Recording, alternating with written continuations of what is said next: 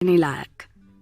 दोस्तों, धन संपत्ति के मनोविज्ञान को थोड़ा और समझने के लिए बात करते हैं विश्वास की। नमस्कार, मैं हूं पल्लवी। जब हम अर्थव्यवस्थाओं, व्यवसायों, निवेशों और करियर के विकास के बारे में सोचते हैं तो हम मूर्त चीजों के बारे में सोचते हैं। हमारे पास कितना सामान है और हम क्या करने में सक्षम हैं। लेकिन कहानियां अब तक अर्थव्यवस्था की सबसे बड़ी ताकत हैं। यही वो ईंधन हैं जो अर्थव्यवस्था के मूर्त भागों को काम करने दे सकती हैं, या वो ब्रेक जो हमारी क्षमताओं को नियंत्रण में रखता है। व्यक्तिगत स्तर पर अपने पैसे का प्रबंधन करते समय कहानी संचालित दुनिया के बारे में दो बातों का ध्यान रखना चाहिए। एक, जितना अधिक आप चाहते हैं कि कुछ सच हो, उतनी ही अधिक संभावना है कि आप एक ऐसी कहानी पर विश्वास करेंगे जो इसके सच होने की बाधाओं को कम करती है। जीवन में बहुत सी चीजें हैं जो हमें सच लगती हैं क्योंकि हम चाहते हैं कि वो सच हों। लेखक उन्हें आकर्षक कथाएं कहते हैं। हम पैसे के बारे में कैसे सोचते हैं, विशेष रूप से निवेश और अर्थव्यवस्था पर उनका बड़ा प्रभाव पड़ता है। एक आकर्षक कल्पना तब होती है जब आप स्मार्ट होते हैं, आप समाधान खोजना चाहते हैं, लेकिन सीमित नियंत्रण और उच्च दाव के संयोजन का सामना करते हैं। वो बेहद शक्तिशाली होते हैं। वो आपको किसी भी चीज के बारे में विश्वास दिला सकते हैं।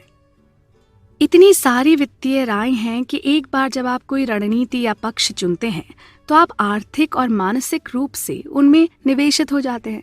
किसी को अगले वॉरेन बफे के साथ निवेश करने का मौका देने की घोषणा करें तो लाखों लोग इसके पीछे अपनी जीवन भर की बचत लगा देंगे।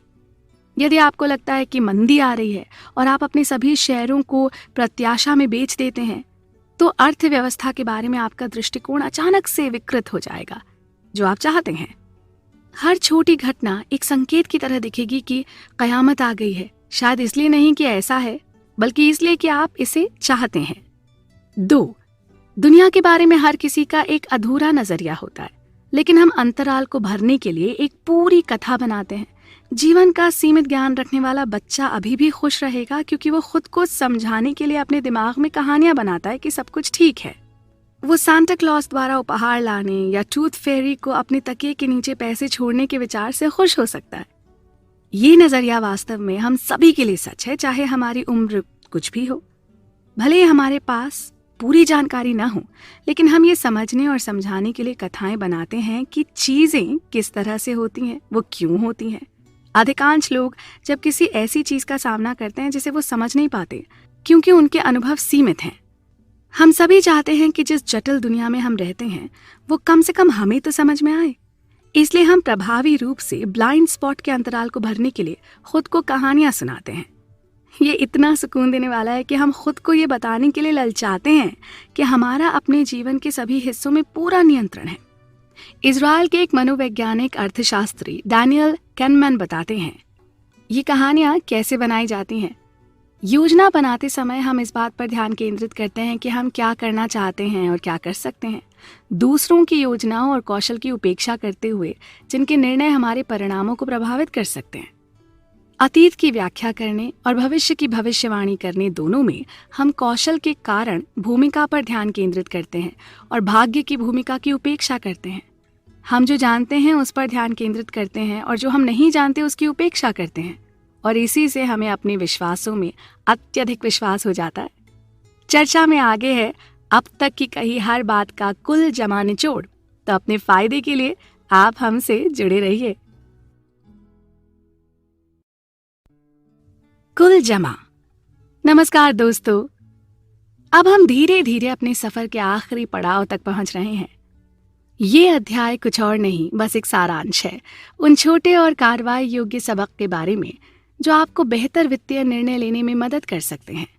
मैं हूं पल्लवी और हम बात कर रहे हैं द साइकोलॉजी ऑफ मनी के बारे में। लेखक के ही शब्दों में एक छोटी सी कहानी से शुरू करते हैं। एक डेंटिस्ट की कहानी जो बुरी तरह गड़बड़ा गई। हमें अपने पैसे का क्या करना है, इसके बारे में सलाह देने के खतरों के बारे में कुछ महत्वपूर्ण सिखाती है ये कहानी। क्लैरेंस नाम का एक आदमी साल 1931 में एक डेंटिस्ट के पास बहुत बदहाल अवस्था में पहुंचा। उस डेंटिस्ट ने सर्जरी करके क्लैरेंस को राहत दिलाने की कोशिश की। एक हफ्ते बाद क्लैरेंस की मृत्यु हो गई और उसकी पत्नी ने डेंटिस्ट पर लापरवाही और बिना इजाजत इलाज करने का मुकदमा ठोक दिया। अब डेंटिस्ट का कहना था कि उसने अपनी समझ और ज्ञान के दम पर फैसला लिया और अपना काम ईमानदारी से किया, ये मसला बरसों तक अदालत में रहा और इसका कोई हल न निकल सका। चिकित्सकों का मानना है कि हितैषी होने के कारण मरीज को उनके इरादों पर और न्याय करने की क्षमता पर भरोसा करना चाहिए। ये इतना आसान नहीं है। चिकित्सा एक जटिल पेशा है और चिकित्सकों और रोगियों के बीच की बातचीत भी जटिल है। वो अंतिम पंक्ति महत्वपूर्ण है। क्या आप जानते हैं कि और कौन सा पेशा ऐसा है? वित्तीय सलाह देने का। लेखक आगे कहते हैं, मैं आपको नहीं बता सकता कि आपके पैसे का आपको क्या करना है, क्योंकि मैं आपको नहीं जानता। मुझे नहीं पता कि आप क्या, कब और क्यों चाहते हैं। मैं बस ये आशा कर सकता हूँ कि आप मेरी सलाह से सहमत होंगे। इस चेतावनी के साथ आइए कुछ छोटी सिफारिशों को देखें जो आपको अपने पैसे के साथ बेहतर निर्णय लेने में मदद कर सकती हैं। जब चीजें सही हो रही हों तो विनम्रता रखें और गलत होने पर क्षमा या करुणा खोजने के लिए उस रास्ते से हट जाएं, क्योंकि ये कभी भी उतना अच्छा या उतना बुरा नहीं होता जितना दिखता है। दुनिया बहुत बड़ी है और जटिल भी। भाग्य और जोखिम की शक्ति का सम्मान करें और बेहतर होगा कि उन चीजों पर ध्यान केंद्रित करें जिन्हें आप वास्तव में नियंत्रित कर सकते हैं। आपके पास सही रोल मॉडल खोजने का भी बेहतर मौका होगा। भविष्य में अधिक सामान या अधिक विकल्प रखने के लिए आप आज जो खरीद सकते हैं, उस इच्छा को दबाकर धन का निर्माण किया जा सकता है। आप कितना भी कमा लें, कभी भी सहेज नहीं पाएंगे अगर आप सिर्फ आज के मजे लेने में व्यस्त रहें। तो आपको सबसे अच्छे रिटर्न अर्जित करने या अपनी आय का एक विशिष्ट प्रतिशत बचाने का लक्ष्य रखना चाहिए। सभी वित्तीय निर्णयों के लिए सबसे अच्छा यूनिवर्सल गाइड पोस्ट है कि क्या इस निर्णय से मुझे अच्छी नींद आएगी। यदि आप एक निवेशक के रूप में बेहतर कमाना चाहते हैं तो आपके लिए जरूरी है अपने दायरे को बढ़ाना। निवेश में समय ही सबसे शक्तिशाली है। इससे छोटी चीजें बड़ी हो जाती हैं और बड़ी गलतियां दूर हो जाती हैं। ये भाग्य और जोखिम को बेअसर नहीं कर सकता, लेकिन ये परिणामों को उस ओर धकेलता है जिसके लोग हकदार हैं। कोई फर्क नहीं पड़ता कि आप अपने पैसे के साथ क्या कर रहे हैं। आपको बहुत सी चीजों के साथ काम न कर पाने में सहज होना चाहिए। आपको हमेशा व्यक्तिगत निवेश के बजाय अपने पूरे पोर्टफोलियो को देखकर मापना चाहिए कि आपने कैसा प्रदर्शन किया है। व्यक्तिगत निवेश पर ध्यान केंद्रित करें। ये जरूरी नहीं है कि आप औरों को कैसे नजर आते हैं। अपने समय पर नियंत्रण हासिल करने के लिए धन का उपयोग करें। आप जो चाहते हैं, जब चाहते हैं, जिसके साथ चाहते हैं, ठीक वैसा करने की क्षमता जीवन की सबसे बड़ी खुशी है। आप जैसे हैं बहुत हैं। आपकी संपत्ति से कोई भी प्रभावित नहीं है। आपको लगता है कि आपको महंगी कार या एक अच्छी घड़ी चाहिए, लेकिन दरअसल आप जो चाहते हैं वो है सम्मान और प्रशंसा। बचत करें, सिर्फ बचत। आपको बचत करने के लिए किसी विशेष कारण की आवश्यकता नहीं है।